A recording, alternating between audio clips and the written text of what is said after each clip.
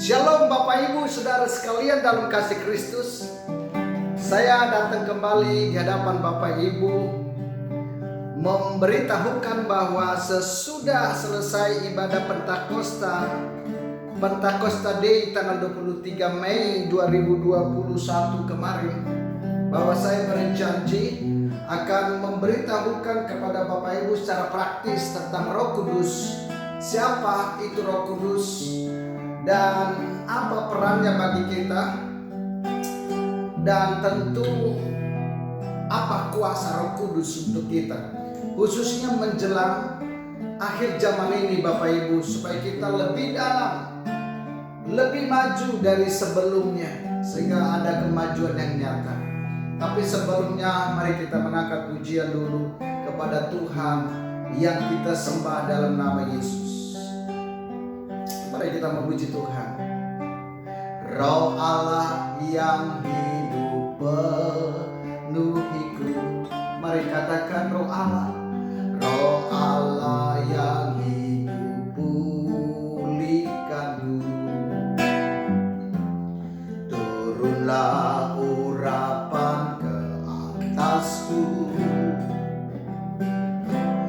membangkitkan kuasa-Mu. Roh Allah yang hidup penuhiku. Amin. Roh Allah yang hidup pulihkanku. Turunlah urapan ke atasku, membangkitkan kuasa-Mu, membebaskan hidup yang terbelenggu. Amin, haleluya. Memulihkan hati mereka yang terluka, serta menjolingkan mata yang buta. Jadikan hidupku alat-Mu, dipenuhi urapan baru, mengatakan kebesaran kuasa-Mu. Sekali lagi membebaskan hidup yang terbelenggu, memulihkan hati mereka yang terluka, serta menjolingkan mata yang buta. Jadikan hidupku alat-Mu, dipenuhi urapan baru, menyatakan kebesaran kuasa-Mu, menyatakan kebesaran kuasa-Mu, menyatakan kebesaran kuasa-Mu. Oh haleluya, menyatakan mujizat-Mu, menyatakan kuasa-Mu. Glory bagi-Mu Tuhan. Terima kasih Tuhan, Engkau baik, Engkau mulia, Engkau kami kagumi. Pagi ini Tuhan, kami haus akan Engkau. Kami merindukan Roh Kudus memimpin kami setiap hari, sampai Kau datang kedua kali menjemput orang-orang yang percaya kepada-Mu. Terima kasihlah Engkau Bapa yang kudus, muliakanlah nama-Mu, tinggikan nama-Mu. Haleluya, haleluya, haleluya. Mari Roh Kudus, Tuhan Engkau baik sekali. Berikan kami Tuhan pencerahan hari-hari ini. Urapi kami terus Tuhan. Biarlah kiranya Tuhan kekudusan-Mu melingkupi kami. firman-Mu, sharing firman-Mu tentang Engkau Tuhan, nyatakan pribadi-Mu dalam nama Yesus. Haleluya, haleluya. Katakan amin, amin, amin. Iya, Bapak Ibu, saudara sekalian, mari kita mendengar firman Tuhan. Tema yang kita bahas hari ini adalah kuasa Roh Kudus. Katakan, kuasa Roh Kudus. Saya baca di sini yang tertulis di Kisah Rasul pasal 2. Kisah Rasul pasal 2 ayat 17 sampai dengan 21 dikatakan begini. Akan terjadi pada hari-hari terakhir, demikianlah firman Allah, bahwa aku akan mencurahkan rohku ke atas semua manusia. Maka anak-anakmu laki-laki dan perempuan akan bernubuat, dan teruna-terunamu akan mendapat penglihatan-penglihatan. Dan orang-orangmu yang tua akan mendapat mimpi. Juga ke atas hamba-hambaku laki-laki dan perempuan akan kucurahkan rohku pada hari-hari itu, dan mereka akan bernubuat. Dan aku akan mengadakan mujizat-mujizat di atas, di langit, dan tanda-tanda di bawah, di bumi, darah dan api dan gumpalan-gumpalan asap. Matahari akan berubah menjadi gelap gulita, dan bulan menjadi darah, sebelum datangnya hari Tuhan, hari yang besar dan mulia itu. Dan barang siapa yang berseru kepada nama Tuhan akan diselamatkan. Nah, Bapak Ibu Saudara sekalian, kita hidup di akhir zaman. Tentu Bapak Ibu, Tuhan pernah berjanji bahwa Ia akan datang kembali. Tapi sebelumnya Tuhan mengatakan bahwa bumi ini segala sesuatu akan dipulihkan. Segala sesuatu akan dipulihkan baru Yesus datang kedua kali. Dengan cara apa? Tentu dengan cara Roh Kudus. Nah, pencurahan Roh Kudus pada awalnya, pada zaman gereja mula-mula itu disebut hujan awal. Dan hari kedatangan Kristus yang kita nantikan itu hujan akhir. Hujan awal berarti dimulai dari hari zaman Pentakosta.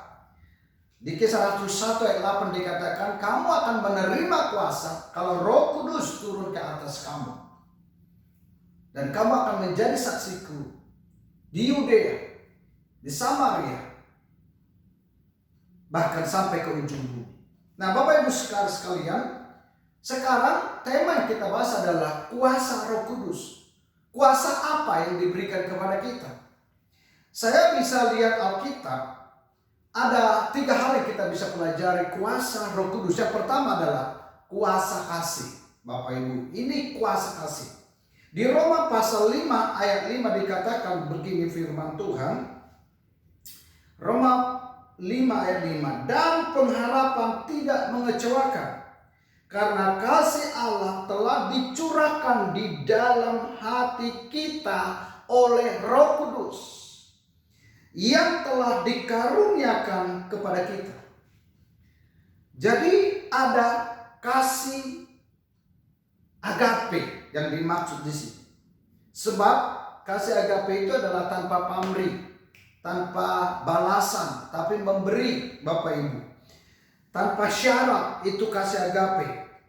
Saudara, dalam kasih Kristus, ketika Yesus dibaptis, maka dia melihat ada burung merpati hinggap di atas kepalanya, dan langit terbuka mengatakan, inilah anak yang kukasihi. Nah, Bapak Ibu, burung merpati, survei membuktikan bahwa ahli perbinatangan membuktikan burung merpati itu tidak ada empedu, Bapak Ibu. Iya, tidak ada empedu, artinya empedu itu kan pahit, tidak menyimpan kepahitan, tidak menyimpan kesalahan orang lain. Nah, Bapak Ibu saudara sekalian, Alkitab mencatat, kalau ada orang bersalah kepada kita, ya kita mengampuni. Ampunilah mereka. Berapa kali dikatakan? 7 kali 7 kali, Bapak Ibu. Nah, kadang-kala kan kita, kalau orang udah salah sama kita bilang, "Hey, kamu udah salah di 1 kali. Oke, kedua kali saya ampuni. Kalau ketiga kali, sorry. Langit berlalu, tetapi kepahitanku tidak berlalu." Nah, Bapak Ibu Saudara sekalian, Alkitab mencatat bahwa kita harus mengampuni 7 kali, 7 kali, 7 kali, Bapak Ibu. Bagaimana caranya? 1 kali, oke, 2 kali warning, ya kan, udah SP2, ketiga kali udah pecat gitu. Nah, makanya kita memerlukan Roh Kudus karena ada kuasa kasihnya di dalamnya. Saudaraku, saya teringat ada cerita, Bapak Ibu, ketika di Irian Jaya ada misionaris. Ketika istrinya pagi-pagi olahraga, biasa misionaris Belanda, ya mereka kulitnya putih kan, dan pakai baju olahraga, Bapak Ibu. Nah, keluar dari rumah kontrakannya, karena misionaris itu ada kontrakan, dia keluar dari olahraga, Bapak Ibu. Tiba-tiba, Bapak Ibu, ada beberapa orang-orang yang penduduk di sana menangkap istri misionaris itu dan dibawa ke hutan, diperkosa di sana, Bapak Ibu. Waduh, apa yang terjadi? Ketika dipulangkan istrinya, pulang sendiri, sudah cerita istrinya, dan gimana ya Bapak Ibu, sebagai suami dan istri juga merasa kepahitan, merasa trauma, Bapak Ibu. Nah, saudara, suatu kelak, singkat ceritanya, Bapak pendeta misionaris ini bikin KKR di lapangan yang ada di tempat penduduk sana. Saudara, apa yang terjadi? Ketika terjadi lawatan Roh Kudus, yang sakit disembuhkan, dan ada seorang laki-laki cepat lari dari tempatnya, langsung sujud kepada Pak Pendeta ini. Dia mengaku semua apa yang dia perbuat terhadap istrinya. Dia bilang, aku yang memperkosa istrinya, memperkosa istri pastor, memperkosa istri misionaris, dan apakah ada pengampunan? Bapak Ibu Saudara sekalian, bagaimana hatilah seorang pendeta dan seorang istri, apa yang terjadi? Mereka harus rela untuk mengampuni. Dan tahu nggak, itu satu keluarga, Bapak Ibu, di follow terus Pak Pendeta ini. Dan sekarang, wah, luar biasa, Pak Pendeta memfollow yang memperkosa itu. Apa yang terjadi? Satu keluarga yang menjadi saksi bagi penduduk di situ, dan banyak umat, jemaat, orang jujur diselamatkan di kampung itu. Haleluya. Nah, makanya saudara, memang kita nggak mampu, nggak kuat untuk mengampuni orang berkali-kali. Itulah yang disebutkan kuasa Roh Kudus. Kita harus perlu terima, sebab orang yang kepahitan tidak akan bisa menerima berkat Tuhan full. Dan orang yang kepahitan seperti perahu yang terikat di pantai. Putuskan talinya supaya perahu itu bisa berlayar lebih dalam ke samudra, ke lautan.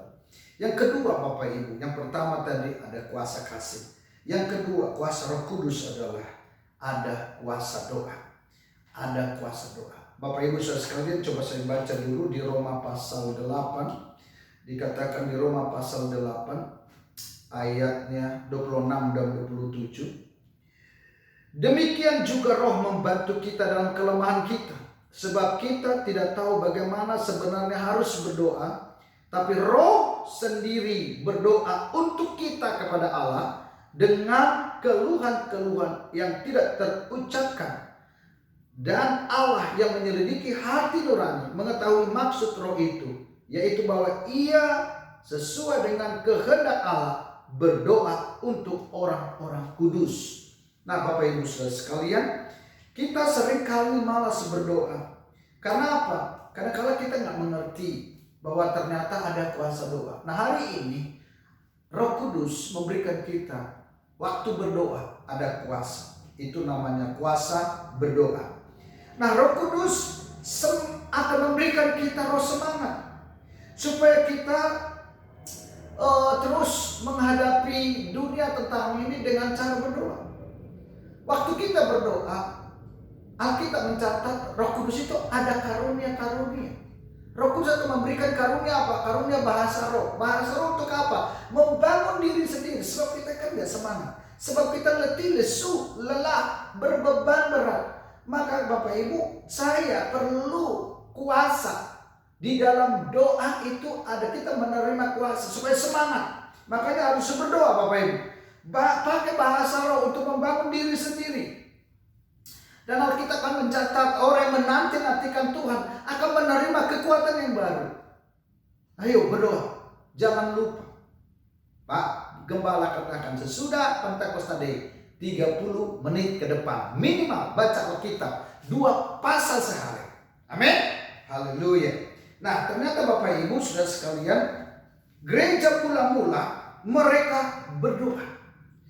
Oh dahsyat. Dan inilah yang ketiga saya sampaikan, kuasa Roh Kudus yang ketiga hari ini. Sekarang Bapak Ibu kira-kira tanggal 27 Mei 2021 ini. Yang ketiga yaitu kuasa mujizat. Saya bacakan untuk Kisah Rasul pasal 2. Kuasa mujizat Kisah Rasul pasal, saya catat di sini pasal 2 ayat 41 sampai dengan 45. Saya bacakan Bapak Ibu. Orang-orang yang menerima perkataannya itu memberi diri dibaptis. Dan pada hari itu juga jumlah mereka bertambah kira-kira 3.000 jiwa. Mereka bertekun dalam pengajaran rasul-rasul dan dalam persekutuan. Dan mereka selalu berkumpul untuk memecahkan roti dan berdoa. Maka ketakutanlah mereka semua, sedang rasul-rasul itu mengadakan banyak mujizat dan tanda. Dan semua orang yang telah menjadi percaya tetap bersatu, dan segala kepunyaan mereka adalah kepunyaan bersama. Dan selalu ada dari mereka yang menjual harta miliknya, lalu membagi-bagikannya kepada semua orang sesuai dengan keperluan masing-masing. Dengan bertekun dan dengan sehati mereka berkumpul tiap-tiap hari dalam bait Allah. Mereka memecahkan roti di rumah masing-masing secara bergilir dan makan bersama-sama dengan gembira dan dengan tulus hati sambil memuji Allah. Dan mereka disukai semua orang. Dan tiap-tiap hari Tuhan menambah jumlah mereka dengan orang yang diselamatkan. Yang ketiga ada kuasa mujizat. Yang berarti saya melihat kuasa mujizatnya apa? Memenangkan jiwa. Bahkan Petrus sekali berkhotbah 3.000 jiwa Bapak Ibu yang bertobat. Coba kalau Bapak Ibu yang berkhotbah, wah haleluya akhir zaman ini. Biar kita bisa melihat jiwa-jiwa. Tentu Bapak Ibu kita tidak bisa mengubah orang. Mungkin Bapak Ibu berdoa bisa biar Roh Kudus mengubah. Mungkin mertua kita yang belum percaya Yesus, mungkin anak kita, mungkin tetangga kita yang lain. Doakan mereka. Hanya Roh Kudus yang bisa mengubah seseorang. Nah saudara, itu yang pertama saya lihat dari mujizat, dari kuasa Roh Kudus. Ada pertumbuhan rohani. Mereka bertambah, jumlah jiwa bertambah. Bahkan mereka menjadi saksi. Kita mendengar berita apa yang dinyatakan pelayanan Paulus. Bayangannya saja Paulus bisa menyembuhkan banyak orang. Wow, saudaraku, kita juga bisa. Kuasa Roh Kudus yang kita terima itu, kita bisa menjadi, Alkitab mencatat kalau kamu percaya, doakan orang-orang sakit, mereka sembuh. Lukas 10:19 berkata apa? Aku memberikan kuasa kepadamu untuk menginjak kalajengking, ular, bahkan menahan kekuatan musuh sehingga tidak ada yang dapat bisa membahayakan kamu. Kuasa itu diberikan kepada saya, kepada Bapak Ibu, khususnya di akhir zaman ini, menjelang kedatangan Tuhan. Mari saudara, biar kiranya kita terus haus akan Roh Kudus dan di bawah kekuatan kuasa Roh Kudus, sehingga semua jemaat Trust Spirit cabang-cabangnya hari ini menang, besok menang, kemenangan demi kemenangan, from kemenangan menuju kepada kemenangan berikutnya. Haleluya. Tuhan Yesus berkati kita semua. Amin, amin, amin. Mari kita berdoa Bapak Ibu.